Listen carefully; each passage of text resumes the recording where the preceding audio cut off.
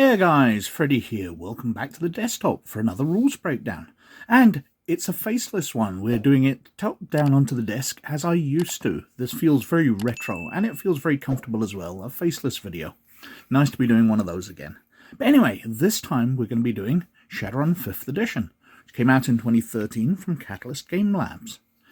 And although it's a very thick book, it's 400 odd pages long, it's actually a simpler rule system than some past editions, but we shall get on to that. Now, as usual, I'll need a sample character to do some dice rolls with, and instead of using one of the templates in the book, I've decided to use my actual Shadowrun 5th edition character, who is a troll tank, straight out of the rulebook, although he's now a little more experienced, has some money and karma spent on him. And as a tank, I've given him the name Sherman Abraham's Covenanter II. So, basically 3 types of tank. Yeah, I was that obvious. But we'll be using him. We've got his stats and skills on the front here. We've got his equipment on the back. And we'll be using him as we go through. So, let's have a look at the rules. So, skills. Well, they're based on page 44, 45 and onwards. How to make things happen. And we're looking for hits. We're going to be rolling a bunch of dice. And what we're trying to do is get 5s or 6s on the dice to get hits. And we need 5s or 6s to get a certain amount of hits to beat target numbers. So something that's easy, we need 1. Average, we need 2. Hard, 4. Very hard, 6. And extremely hard, 8 to 10. And if we roll any 1s, it's called a glitch. If you get more than half your dice come up 1s, then you have a glitch happen and something bad happens. So your gun jams, you trip over, something like that. And it's possible to succeed at something and get a glitch at the same time. However, if you get 1s on your roll, but you get no hits, then you get a critical glitch, and that's where something really bad happens, and that's up to the games master. Now, you can also buy hits. So if you're trying to do something automatically, for every 4 points in your dice pool, you get 1 hit automatically, so you don't need to roll for it. If you've got a dice pool of 8, you can automatically do anything of average difficulty and below. Obviously, you're very unlikely to have a dice pool of enough to get to have 40 to get something that's extreme. But anyway, let's say our sample character, Sherman here, is trying to run. So he has a running skill of 3. And his agility of 2. So he's going to be getting 5 dice to roll. 5. Helps if I can count. And we'll say he's going after an average difficulty. So we're looking for 2 hits on that. However, there's also something to bear in mind. That characters, depending on their attributes, get certain limits. They've got a physical limit, a mental limit, and a social limit. Now, Sherman here, being a troll, has a very high body and a very high strength, so his physical limit's very high.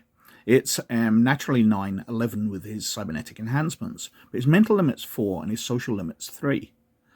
And that means that he cannot roll more hits on a dice roll than that. Now this is true for all skill rolls except combat, which are limited by the weapon. Weapons have an accuracy which acts as the limit for those skill rolls. But anyway, he's got 5. He can't get 9 or 11 successes anyway, or hits. So we roll his dice. He gets 1, 2. The 4s and 3s don't matter, so he's got 2 hits, so he succeeds on an average running roll. And that's it. He either succeeds, fails, gets a glitch, gets a critical glitch. We can see that there's formulas here showing that the skill you use in the test, the attribute you use, the applicable limit, what that limit is, so your threshold for passing. So what we're trying to do here in the example, roll the perception skill plus intuition. You're using your mental limit, but you need 2 successes to pass. It's also worth bearing in mind opposed tests, and basically they are just an ordinary test, but instead of having a threshold for your success, basically all you're trying to do is get higher than the opponent. So they're rolling their skill test, their skill plus attribute with their limit, and you are rolling it as well, and whoever gets the higher wins, whoever gets the most hits. And so initiative, well, it's dealt with in the combat section on page 158159, the initiative score. Determine a character's initiative score, make an initiative test using the character's initiative dice and adding the total to your initiative attribute. There's a lot of uses of the word initiative in there. You can spend edge as well, but you're trying to determine your initiative score, however you're doing it. So, looking at Sherman here, his initiative is 8 plus 3d6. So we get 3d6, we roll them, we get 9, he's got 8, so we've got 17. Now that means that Sherman will go in action 17. Somebody in 18 will go before him, someone in 16 will go after him. But it also means that he gets 2 actions, because you subtract 10, and then you get to act again. So if Sherman goes in 17, he also goes in 7.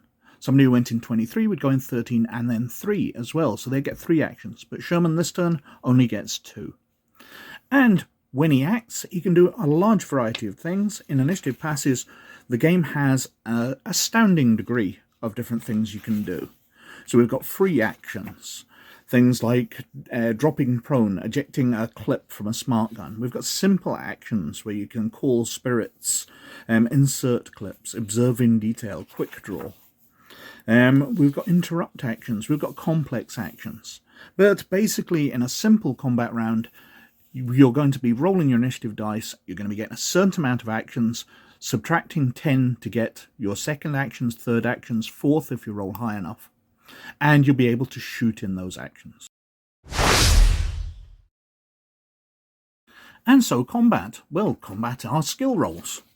So Sherman here, if he's shooting a pistol, well, his pistol skill is 7, and the attached attribute is 2, his agility. So he'll be rolling 9 dice. If he's fighting unarmed, well, his unarmed skill is 4, but he'll be using his strength, which is 7, so he'll be rolling 11 dice. So he's better off in hand-to-hand combat, but he does tend to like using a pistol. So Sherman here decides to shoot his pistol. So he's going to be rolling 9 dice. There we go. So he rolls his 9 dice, and he only gets a single hit. He gets a couple of glitches, but it's not half of his dice, and he did get success. But that was a tight thing. So he's hit the target. However, the target can decide for free to do a standard reaction plus intuition test. So the reaction would be for Sherman 5, his intuition is 3, so he'd be rolling 8 dice. And if he gets at least 1 success, Sherman's going to miss.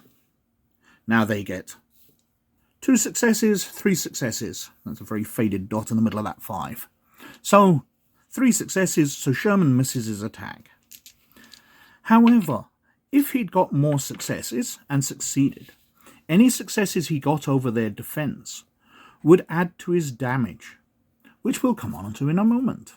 Now, obviously, there's lots of things where you lose dice for extreme ranges, so your weapons have different ranges. And there's different circumstances, so if there's smoke around, there'll be dangers to your target numbers, etc., etc. And as I said before, the accuracy of the weapon also puts a limit on how many successes. So Sherman's using a Predator pistol, 8p damage, and his accuracy is 5-7. So his 1 success doesn't threaten it, but if he rolled 5 or 7 successes, then he would be limited to just those. He wouldn't be able to roll more than that. Oh, I don't think I've made it quite clear. The number in brackets are what's been enhanced by cyberware. So Sherman here has a smart gun link, which is why his accuracy with his guns is improved. Normally the gun would be 5, but with his smart link it's 7. And for his body there, it's 10, but his cyberware and being a troll takes it up to 12. So, damage is based around the area here, 169 and onwards. It talks through the various types of injury. So, basically we've got 2 types of damage. We've got physical and we've got stun, but we'll come back to those in a moment. But the damage you're actually doing is based on the weapon you're using. So Sherman has a Predator pistol, which does 8p damage. Remembering any dice he rolled above his successes needed will be adding to that. And if he was using a knife, he'd be getting 9p, because Sherman is a nice strong troll, so he's getting a nice healthy bonus to his damage. But what does that actually mean? Well, somebody getting attacked now needs to roll their body plus any armor. So, Sherman's got a body of 12, and he's also got an armor jacket of 12. Now, this 12 is more than the amount of damage being done, the base deck damage of the Predator pistol. If it was higher because he'd rolled more skill dice, more hits on his skill dice, then it might not be. But the armor is higher, so that's going to be reducing it to stun damage instead of physical. The 8p means 8 physical, 11s for the taser here means 11 stun. But that doesn't happen this time, because the Predator pistol has armor piercing of -5, so that 12 is taken down to a 7. So it's less, but he still gets to roll 7 dice against it. So we rolled his 12 dice, I've set aside already. We get 1, 2, 3, 4. There's no 1s or anything there. And now we're rolling 7 dice, so I'll just roll these 7. And we get 1, 2. So Sherman has 6 successes there. So that 8p damage, it doesn't get reduced to stun because the armor jacket was reduced by the armor piercing rating, but it does get reduced by his body and the armor jacket dice down to 2p. So what does 2p damage actually mean? Well, as I mentioned before, we've got physical and stun damage tracks on our condition monitor. Now you calculate out how many boxes you've got based on characters have 8 plus body divided by 2 rounded up boxes on the physical damage track. So Sherman here has 8, his body is 12, so he gets 6 extra ones, taking him all the way up to here. On his stun damage track, he has 8 plus willpower divided by 2, rounding up. So his willpower is 3, so it's 2. So 10 boxes he's got on his stun damage track. And he marks 2 off. Now that has no major effect on him. He still has 12 boxes remaining, so he can take a lot of damage. But for every 3 boxes of damage on any one damage track, the character takes a -1 dice pool modifier on tests. These modifiers are cumulative within and across damage tracks. See wound modifiers, page 169. So he hasn't yet reached 3. When he does, he will get a -1 on his dice rolls. If he takes 3 of stun damage, he'll take -2 because he's got it across both, and so on so up. So while he is a lot tougher than many characters, he can get much larger penalties because he takes more damage. So he'll be hanging on and making far more mistakes as he reaches his last few boxes of physical damage track. And healing. Well, healing's dealt with on page 205. So I flick over to that. We can see you can try first aid rolls. Basically a first aid plus logic. Any net successes will heal up damage boxes. And natural recovery is an extended test. So you'll be making extended tests to heal up damage boxes while you get treated in a hospital or while you're just lay resting up. And experience. Well, experience dealt with karma. And on page 107, we've got the karma table. So if Sherman wants to increase his already impressive body of 10, remembering the extra 2 points is cyberware, so they just get added on the top. So if he wants to buy his 10 up to 11, we look at this karma advancement for attributes, and we can see that he's starting at 10, he's buying it up to 11, so it's going to cost him 55 karma. We've got different advancement amounts for active skills, active skill groups, because as well as pistols, you can have a larger group of firearms, which costs you a lot more. And we've got knowledge skills and language skills, which are pretty much the cheapest two. Knowledge skills and language sheets are pretty cheap. And we've got other things for new specializations, positive qualities, removing negative qualities, etc., etc. You're just spending your karma and requiring the time calculated on here. It's all on page 107. So, that is Shadowrun 5th edition. And I like the rules. I think they work. I wasn't that keen on 3rd edition. I wasn't that keen on 4th edition. But 5th edition seems solid. I really have enjoyed my time playing it. I loved 1st edition, thought it was great, 2nd edition was far more deadly than 1st, but I had a whale of a time playing that as well. Haven't yet gone on to 6th edition. I guess I will eventually, but we're still playing through a Shadowrun 5th edition campaign, so we'll get around to it eventually. Anyway, I've been wittering on for quite long enough, so thank you very much for watching. But as always, most of all, you look after yourselves. And I'll catch you later. Bye now.